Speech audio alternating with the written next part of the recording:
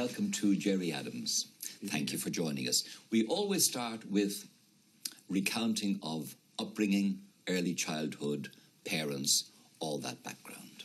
Well, I was born in 1948 in Belfast, just off the Falls Road. As it turns out, I became the eldest of a family of 13. We lived in just off the Falls, off Leeson Street. 2 up, 2 down? Yeah. Outside toilet, water top in the yard, coal hole in the yard, scullery. And then somewhere about the 1954-55, the parents got a house in Ballymurphy. But I stayed a lot of time with my Granny Adams, back in the house of Leeson Street. And who raised you mainly, your mum and dad or Granny? Well, a mixture of both. We were a large family. My father was a builder's labourer. Work was scarce. My mother had been a dolphin mistress in the mills, although she worked in the home, and there were children clearly nearly every year for, I suppose, 13 or 14 or 15 of those years. And was that a very strictly Catholic background and household? Religious observance, mass, confession, all of that? Well, it wasn't strict in the orthodox and conservative sense, but it was certainly the rhythm of the time. I went to St. Finian's School, a Christian Brothers primary school, just off the Falls Road, and St. Mary's Grammar School, again, Christian Brothers. Were you a devout boy? Did you ever think of entering the priesthood? Anything like that? I think most people at some point in their lives probably have some sense of having a vocation, and then we get sense. So I did, as a young guy, think of becoming a Christian brother. I never seriously thought of becoming a priest. But it was only a passing. It wasn't a serious. What would have been the reaction of your parents to that if you said, "I'm going to be a Christian brother," or even a priest? Well, if I had insisted on doing that, of course they would have been proud. But I don't think they would have encouraged me at all. Why? These were Republicans. Some of them had been, in the past, excommunicated because of their involvement with the IRA and so on. Was it inevitable that you would have ended up, therefore, with your Republican principles and all of that? Because your father was involved, all the family were, but indeed the area, the community, to a great extent, were probably involved. Well, I've often reflected upon that, just wondering, would I have just, by, as you've said, just because of the way I was shaped. But I think, you see, the entire community wasn't involved. The entire community was, if not cowed, at least its heads were down in terms of having been abandoned at the time of partition. We're talking about the 50s, so partition was only 30 years before. Catholics, minority in the city of Belfast, unemployment rife, poverty rife. But what changed it all was the civil rights struggle. I'm trying to find out at what stage was it a progression, or was there a moment that you remember when you became aware that you were a Catholic and these other guys were prods and they had all the power and you didn't? Was there any? Well, the big event was in 1964. There was an election. The Sinn Féin people had an election room. They had a tricolour in the window, and they had Billy McMillan was the candidate, and they had posters up in the window, and we paid attention. And Ian Paisley demanded that the tricolour be taken from the window by the RUC, and if they didn't do it, that he would do it. And of course they came in and smashed the window and took the tricolour, and the Republicans put the tricolour back in, and that is now known as the Divis Street riots, where there were 3 or 4 days of disturbances, of street disturbances, and that was my big conversion. And how old were you then? I was 16. 16, so you knew what was going on, yeah. And then I started to get a rationale for what was going on, and I started to read more. So you joined something. What did you join at that stage? Sinn Féin was illegal, and they launched, as an attempt to take on this injustice, this anomaly, the Republican clubs. And I joined that. I know that you met Colette at a meeting. Yeah, I met Colette in 1969, early 69. She was a member of the local Sinn Féin Common. I didn't actually go out with her until 1971, but we went out for a whole 6 weeks together before being married. 6 weeks? Yeah. That was quick. It was. It was the times we were in. And where were you married? I was married in St. John's Chapel, at the back of the chapel. After the Mass, I was on the run, and the priest was Father Des Wilson. Why were you on the run? Oh, internment. What had you done or had been accused of doing? Well, I was a Republican. No, there was no accusation. You were simply arrested. I mean, it's famous in the first interments of the August the 9th, 1971, that they just pulled in community leaders, civil rights leaders. You know, obviously they were looking for people who were suspect IRA members or for IRA members. And were you still on the run, or were you interned when Gerard was born? When Gerard was born, I had been interned and released and then re-interned, so I was in prison. I was in prison when Gerard was born. And how old was Gerard before you ever got around to having what would be a sort of a normal father-son relationship? I came out of prison and he was there with his mother just waiting for me outside. And he was how old? He was four and a half. He won't like me telling this, but he wet his trousers with excitement. And was there ever a feeling then thereafter, as he grew up and you were spending time with him as a kind of normal family, that you thought, I want to get out of here altogether, I want to leave this place, this is all weird, and for his sake and Colette's sake and my sake? Well, I never went home, you see. In the 70s and the 80s and right up until the 90s, I spent a lot of my time in other people's homes, most of my time. I just resolved that I wasn't going home, that I wasn't going to go back into normal family life. And, you know, the fact that our family has survived at all and, you know, is actually down to Colette, that she's kept things together. And during all of this period, you remained a Catholic. Were you attending to your religious duties during all of this time? You going to Mass? Yes, I resolved. I mean, there was a big argument going on. You know, the position of the two governments had joined up a position where really this was a matter of criminality, or, you know, the whole conflict, struggle, call it whatever you want, was being dealt with through censorship, through demonization, and of course the Catholic hierarchy were rode in behind that in a very big way, with, you know, honourable exceptions like Cardinal O'Fee and others. The weight of the Catholic hierarchy was coming down on those Republican communities that I was part of. And I resolved that I wasn't going to stop being a Catholic. And I also took succour now, I have to say. You know, I went to Mass in Longcash when it wasn't the thing to do.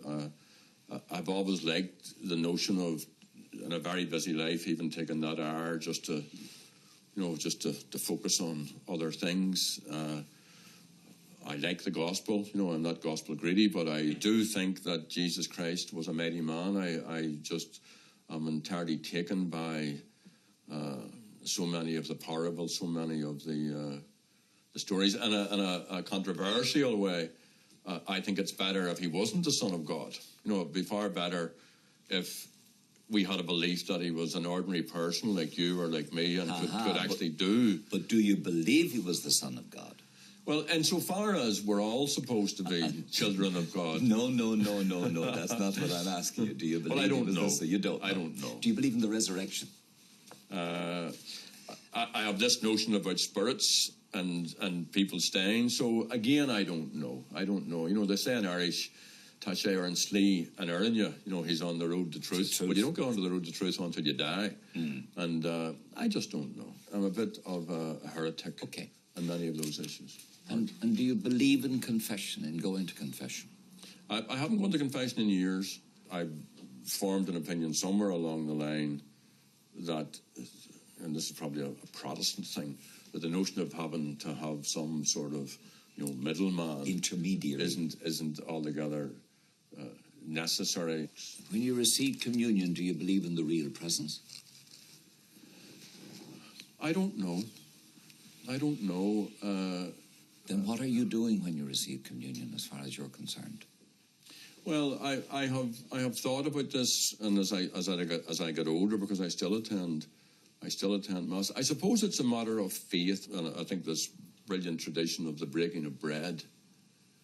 I consider it more that and more symbolic of that core of what Jesus Christ was trying to teach the people. So I don't know. You know, sometimes I think one thing, and then other times I think something else.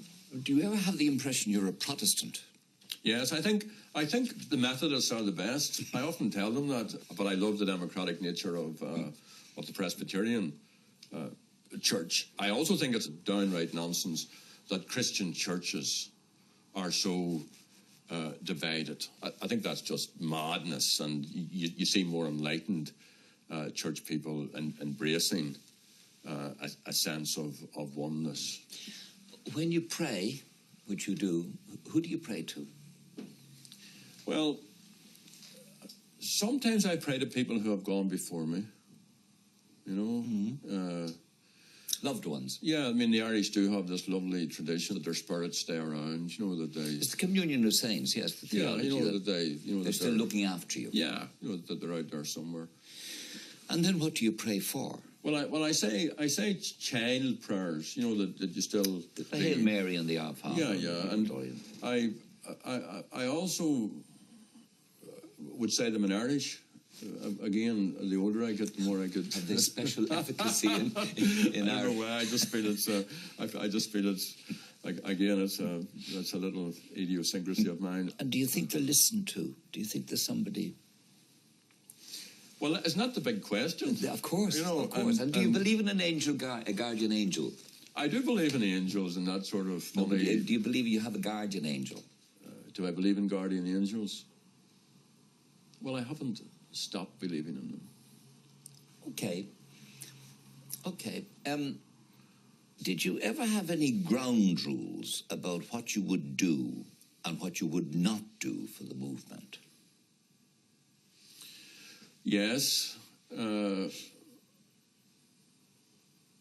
I think they develop as things develop. You know, the war, the conflict in the north, it developed. You know, there wasn't a situation where, you know, someone had this big plan and worked out the rules. It just became madness, and war is horrible. Now, whether it's 1 million people in Iraq, whether it's Gaza, or whether it's a sort of low-intensity conflict that we saw, it's horrible. So you have to try and rationalize and reconcile your own sense of what's right and what's wrong with what has happened. It can be quite difficult. It's where the civilians, and there were many civilians killed, including by the IRA. I think that's where I would have the greatest cause for what? For concern. Greatest cause for regret. Regret, yes, of course. You've always said that you are not a member of the Provos. Is that because that's the official policy of the Provos to deny membership, or because you weren't? Well, that's my position, and and I know it's a matter of some controversy and so on, and the media particularly are fixated on it. But I mean, my position is quite straightforward. I was not, and I'm not a member of the IRA. When did you make a decision, if you did, that non-violence was sufficient? Well, you knew about sure. Gandhi and... Well, let me just say this, by the way, on the IRA question. I don't absolve myself from responsibility for what occurred. I do accept a responsibility. What, by association? No, just by being a person who clearly has played a leading role in all of this. Yes, but Gerry, what do you mean by a leading role? Well, I've been the president of Sinn Féin. I see. That you mean by a leading role. God knows but not as an activist. Yeah. You're not saying as an activist. No, I just don't want people to, for one second, think that, in the frankness of this discussion, that I want in any way to absolve myself. Quite. I don't. I accept my responsibilities. That we are thankfully living in a better time. From the mid-1970s, when I first wrote about it, I wrote a little pamphlet. A number of children, the Maguire children, were killed, and a friend of mine, Donnie Lennon, was the driver of the car. I argued, as I then argued with Bishop Philbin and others, that it wasn't enough to denounce or condemn those who defended or who used armed struggle. It wasn't enough. It might make you comfortable, but it doesn't do anything about the actual problem. You had to develop an alternative. And interestingly enough, when the Pope came here, he said that. He also asked the men of violence to give up, of course. Yes, but one would interpret the use of the term the men of violence to include the British Army, to include the RUC, to include the mob. Of course, in the popular mind and the media mind, and in your question, the men of violence is just one side. But you see what I'm getting at? Brought up as a Catholic and being a member of the Catholic Church and believing in all the things that you just told me you believe in, how do you reconcile that in your own mind insofar as, for example, do you think it was a just war? Yes, I do. Well, I don't know within the definition of St. Augustine and well, you have to judge things in their own time, and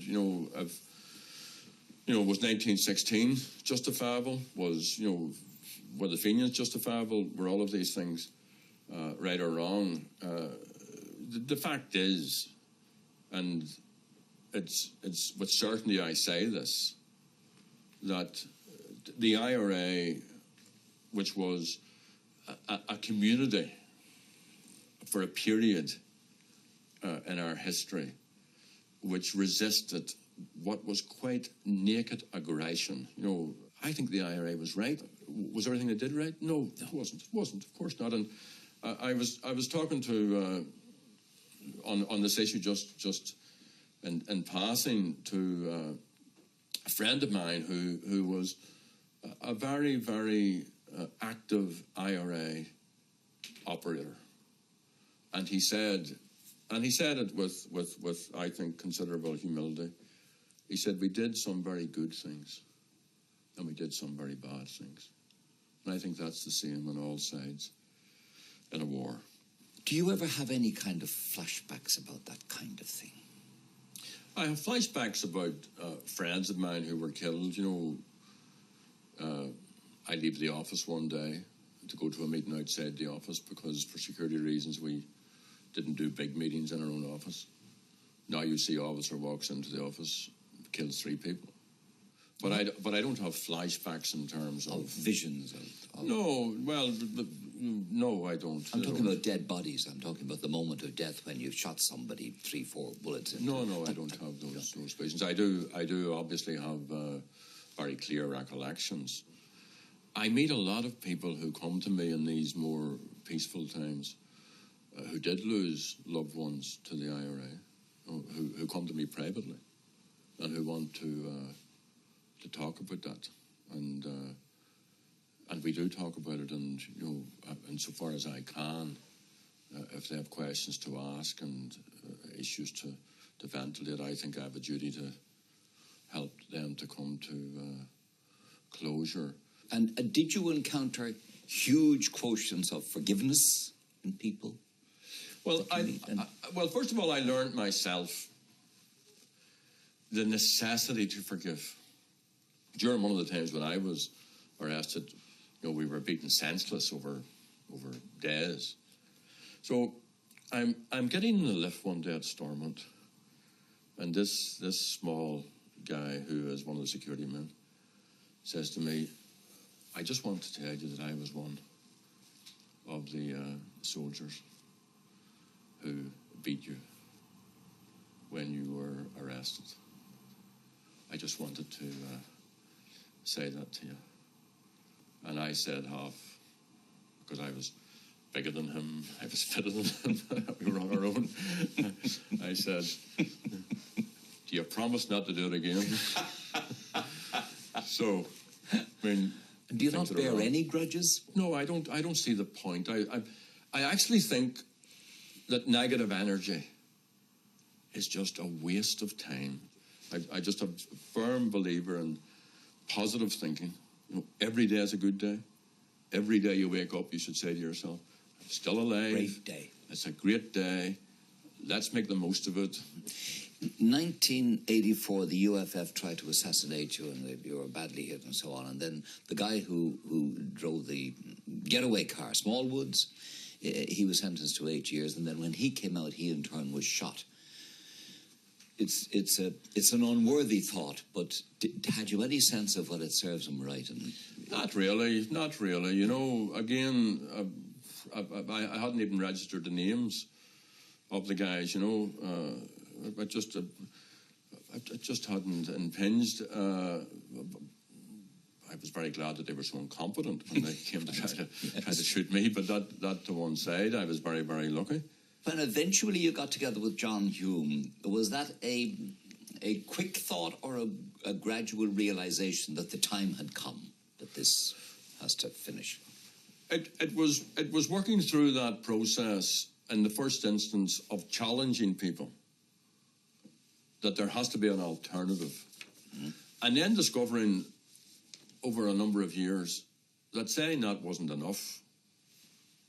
And I was really shocked to discover how many years it took. And we made a mistake in terms of John Hume, and this was mostly, I think, just amateurishness on our part. We went to try and get in touch with Seamus Mullen. Now, Seamus Mullen in his own right is a decent man and so on, but we actually spent 2 or 3 years trying to engage with, on the one hand, the bishops, and on the other hand, Seamus Mullen. And it was only when that didn't work that we went straight to John Hume. And in fairness to him, within 2 days, he was in Clonard Monastery. Within 2 days of getting a letter on this, and then all of the other people contributed greatly to that. Would you wish to have changed anything in your life? There are things that clearly I would regret. There are things that, if given the chance, I may do differently. But broadly speaking, I am glad to have lived the life that I have lived.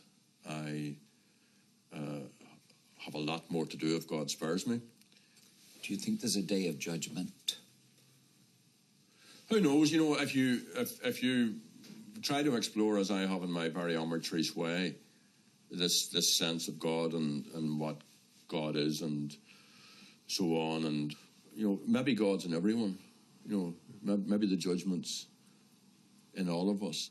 I would like to think that if there is a day of judgment, and there is a heaven and hell, it would be, the judge would be the small woman in Ballymurphy, or someone who represents that type of natural justice, as opposed to a punishing, vengeful, righteous, negative. We shouldn't fear God. Not God. Suppose it's all true, and you end up meeting God. What do you think you'll say to him? Or her? Well, I've been in many courts at many times, and I would just say, well, I did my best. And here I am. And let me in.